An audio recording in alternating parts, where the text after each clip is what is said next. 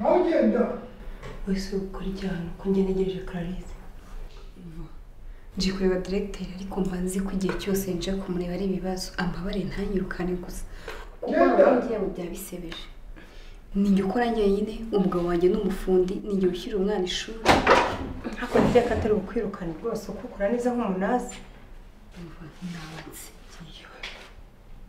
Ye baba we.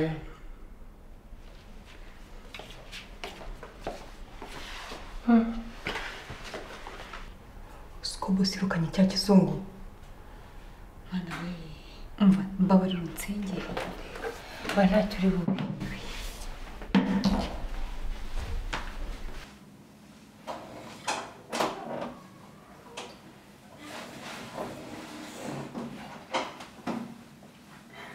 Bigenze biteze. Umva. Ntabwo banyirukanye. Wow! Ngira akandi kazi. Umva. Hari akazi narasabye ko kujya ngendana n'abakangurambaga b'ubuzima ahantu hose. Mu gihugu kugira ngo bibateze ibintu byabo imbere. Arakanyemereye. Yo, ubushami bw'u Rwanda rugiye guhita bitera imbere. Babyihorere. Ubu turapanga iki? Ndashaka kwimuka. Ndashaka kwimuka cyane. Nicyo kintu cya mbere ngomba kuba. Prestation rero. Reka mbwire umugabo wanjye inkuru nziza. Sha ugize imana pe.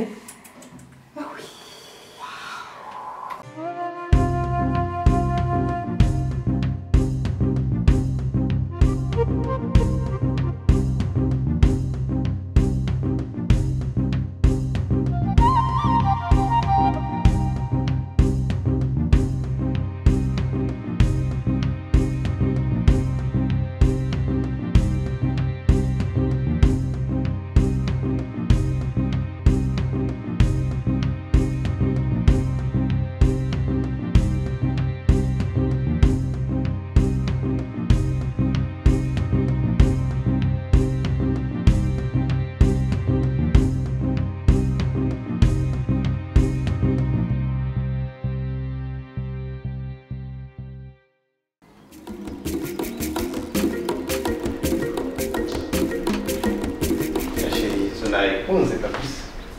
Kandi ndabona ndabona izamfasha rero kumenyera ubuzima bwiza bushasha. Gusa uzagiye gushima Imana.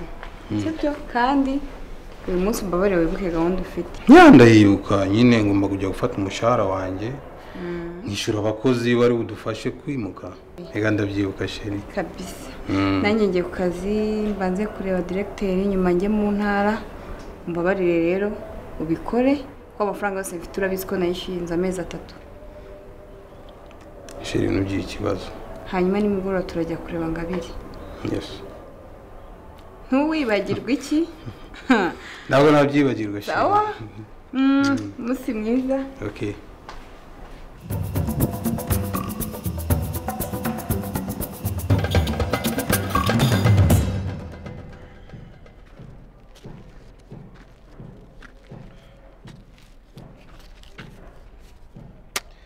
Okay, ndakeka yabayede bari bumfashe kwimuka abonetse.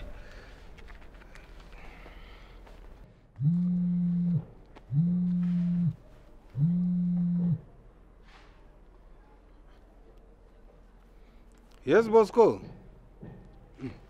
Vitesse. Ese ko numva usa nkaho uri mu kabari. Sha Bosco uranzurana kabisa. Sha Bosco wapi kabisa. Na sayina ntizaranagera ngiye ngusange. Okay, reka tumvikane. Ndaza nkwe rimwe ryonyine ariko. Sibyo? Ariko ha condition ke uza kunyimura ko no munsi ndi bwimuke. Turabyemeranyije? Sawa sawa. Ariko ugomba kugabanya ba musenzi.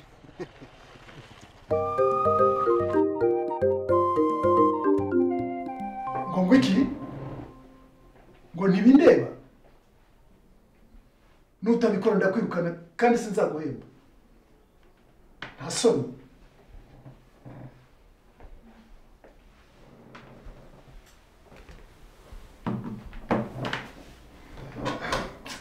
umuhungu wagiranishije umutwe niwe navuganaga nawe. Umuhungu wawe? Umuhungu wanjye namusigiye akantu k'umukoro mu rugo, ariko ariho arambwira ko bidashoboka kugeza ryari. Abana b'ubu mu myaka yanyu nabyukaga saa 11:15 nkajya kuvoma amazi, nkaza ngakama inka, nkajya ku mashuri n'amaguru kilometero 20, kandi byabuzaga kuba uwa mbere ku ishuri. Ariko abana muri rukanka inyuma ya padi na telefone gusa nta kindi. Hanyuma nabafashe iki? Narinje kubareba mbere yuko njya mu kazi mu ntara. We nibyo ko kugomba kujya gukorera ku kigo nderabuzima cya Kitabi. Uzakorana n'umujyanama w'ubuzima witwa Nesi. Nukuri mwarakoze ko mukana kazi. Warakoze, ariko ugomba gukora akazi kawe neza. Bitabaye ibyo hari abantu 12 barindiriye uwo mwanya wawe. Ndabikora. Ngaho genda. Murakoze. Mbwira uriya mwana w'umukobwa nzanire kafe, hashize iminota 30 ntegereje. Sorry? Cyangwa ndafata icyumweru cyose wirukana adahembwa. Umva. Ubundi muganga yasanze ndwaye ibintu bya pretation. Umwere uwo mukobwa azi kuntelefona tuvugane kuri telefone kuko sinshaka kumubona. Ndamubwiye. Okay.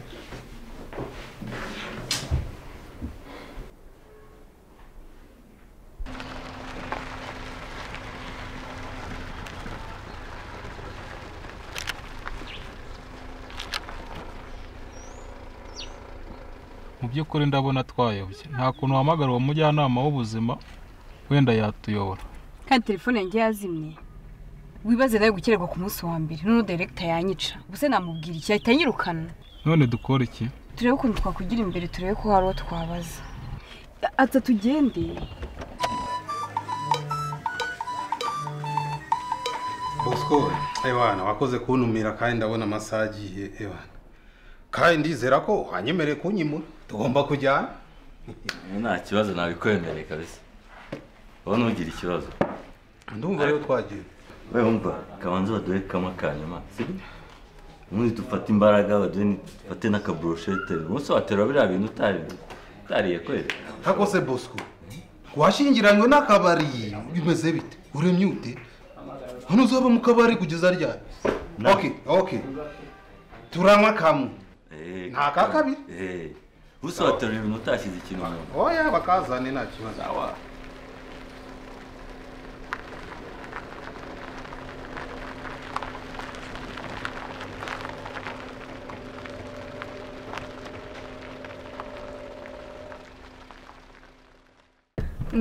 Mwiriwe neza. Naturangira ku kigo nderabuzima ko twayobye. Ni hari imbere no gukata kari agahanda k'igitaka karakugezayo. Murakoze cyane. Witwa Mutoni? Yego, ubimenye ute? Nitwa Nyesi. Ndi umujyanama w'ubuzima muri aka gace.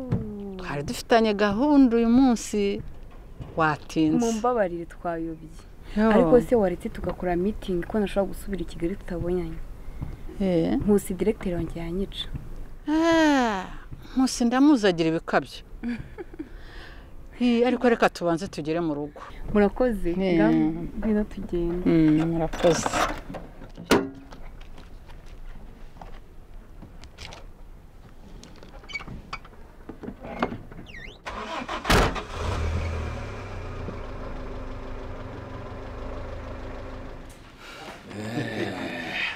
Bosco. Ndogura umuntu w'imbwa rwose wabera urasengereye pe. Twagweye twazimennye byari sawa. Gusa reka tugenda bigize. Tugende. Reka baduha. Barman. Zera facture. Reka baduha kanyuma arindira gato ariko. Kanyuma se kanyuma. Hakubyeri. Wajyuna rugo.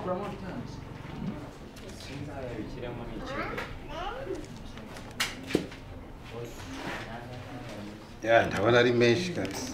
Hago wakoze kuntumira kabisa. Ubu uri umugabo rwose. nta kibazo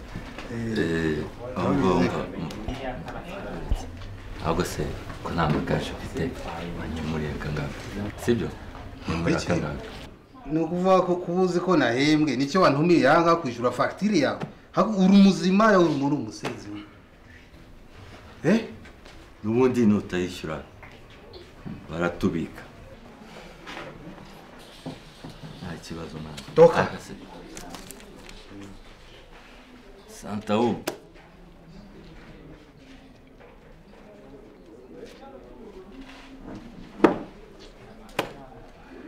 bose uko nyumva neza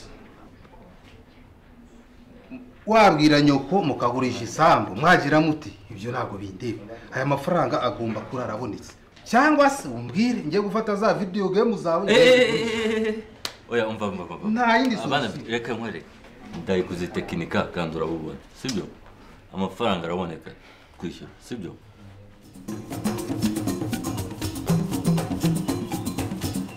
ariko se sha nawe se urabinkoza sha wambabariye kweli ndabikeneye kabisa yihutirwa nawe arankatiye mana se mbigire kuno nirirwa mufasha ahubwo nicyo kimbabaje se Bosco urabona sorisire irafaye kwe pimana kuno nsanzwe mufasha n'ubundi mano uzi ko ari muto nahamagaye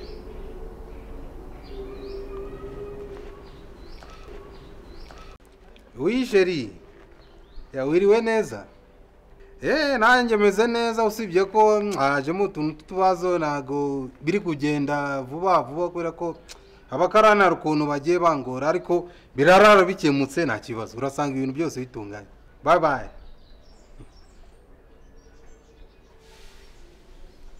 wamuginga uzi ko mutoni agiye kuza mu kanya ubuze ndamubwira ngo iki kandi ifite urufunguzo rwo gutanga rw'inzu y'abandi mumigeze gute Bosco ntusajya mbikoreye si wabonye mbahamagara aya Bosco ibyo twakora byose twava za Kimironko tugera mu Ruganda twikoreye intebe ibyo ntacyo bimbwiye ntabwo umuti wabonetse cyo uterura ahubwo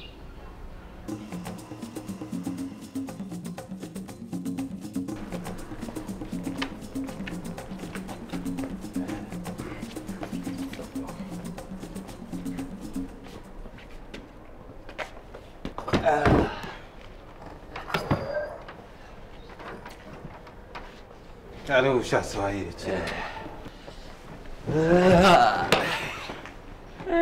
sha Bosco ndarangiye kabisa akazi kari hatari urazi muto naramutse aje agasanga ibintu byose ntabwo twabitunganyije uzi ko ashobora no kwahukana akajya kwa nyina kandi nyina ewana anyanga kubisinzima ariko nawe ntugakabye ese hari umuntu udakora amakosa uzi ko ubushize yigeze kubona amafaranga yo kugura umuriro icyo gihe nari mfite icyaka cya danje ndayanywera urumva ariko uwo munsi wana yeze nyiyaniza ngo ubibe ubwa mbere n'ubwa nyuma urumva cyakora wakoze kumpemukira ibintu byose dega zose ni wowe icyo nsi uri bwisobanure ni ukuri uzi ibintu yanyandikiye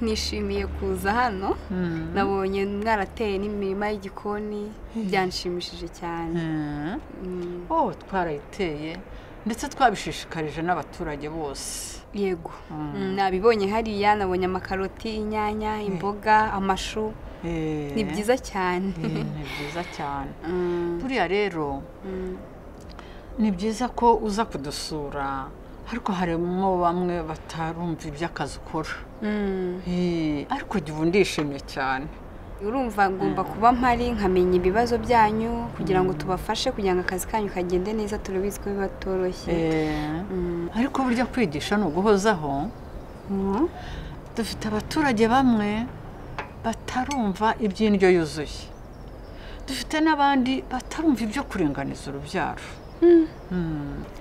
kuringaniza urubyaro ni ingenzi nabyo ni ukubyigisha abaturage icyana gikunze kiraryoshye ni iki aha ngaha kabisa mwakoze cyane rero reka ngende ariko ndabona butangiye kwira twasura nk'urugo rumwe hasubira i Kigali ariko nta kibazo buriya diregiteri ndamubwira akazi kose wakoze sawa murakoze murakoze cyane muto murakoze cyane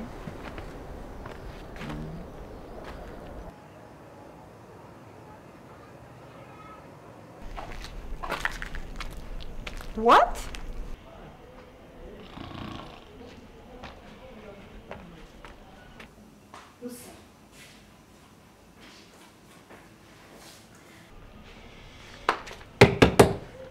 Musa.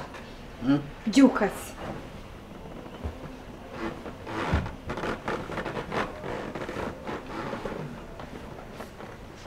Ubu ni ibiki uba wakoze?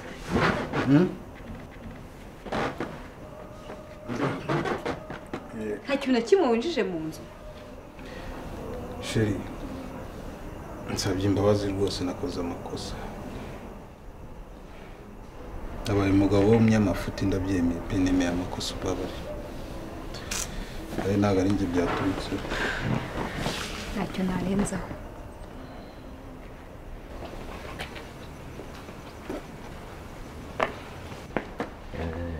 Muto, nshaka kukuvugisha gatoya.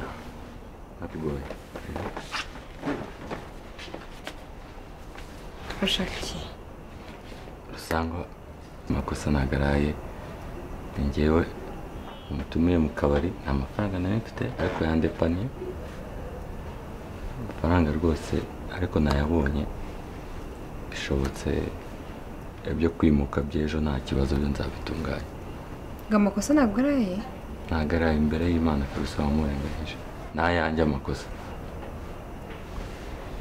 Ubundi wowe na Rusa ndabona mugiye kuzansaza. Humura tuzabitunganya ejo nta kibazo sibyo? Nahise uko bwije turimuka turararahe. Ariko nta kibazo ikibazo navuganye na Nuza na nyiri inzu arambwira ngo ariko ejo mbere ya saa sita nta kibazo azaba niba mwahavuye nta kibazo ejo tuzaba twimutse nta kwigora. Ariko sheri njye nta kiriya kizu cya feke twabagamo rwose ntabwo ngikeneye kukiraramo pe. Njye nishyizemo ko tugomba kurara. Kereka nimba turi burare mu ntebe nk'uko twabigenzaga kera. Yes, why not? Ahubwo uhise unyibutsa cyagiye nyine Kangabire kataravuka. Si byose twaharara nta kibazo. Ahubwo Bosco nta kuntu se wasubira muri iriya nzu atuzana nk'amashuka akaba twasasa basi. Amakosa nabakoreye reka njyewe kabisa kandi mumbabarire. Mwese muramugira ariko Naya nta kibazo. Sawa. Agakobwa kanyitse kare. Kangabire se Ngabire ari kwa nyoko nyine ariko nta kibazo afite ameze neza. Ni amahoro. Reka nanjye rero nshaka icyo turi burye kuko ndananiwe ndanashonje. Ntusi urijyana kanguherekeze.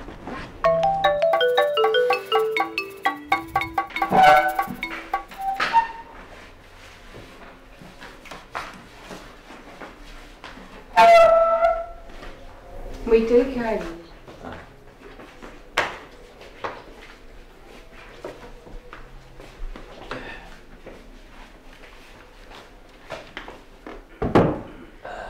Hanyuma muzegeranye.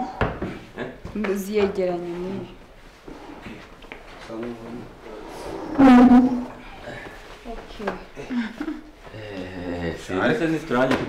Ariko rero ngiye ntabwo nongera gufata ibintu nubwo hari ibyo ari byo byose wapi. Ntabwo ari ufite se. Oya, izo mwawe zirahagije kabisa. Ariko ejo tuzirukana imbere uzaba uhari. Bosco ndakeka akazi kawe karangiye kabisa ushatse wacu kwicira. Ariko Bosco wakoze pe. Wakoze. Bye rero. Wakoze cyane. Yama, iri kumwe.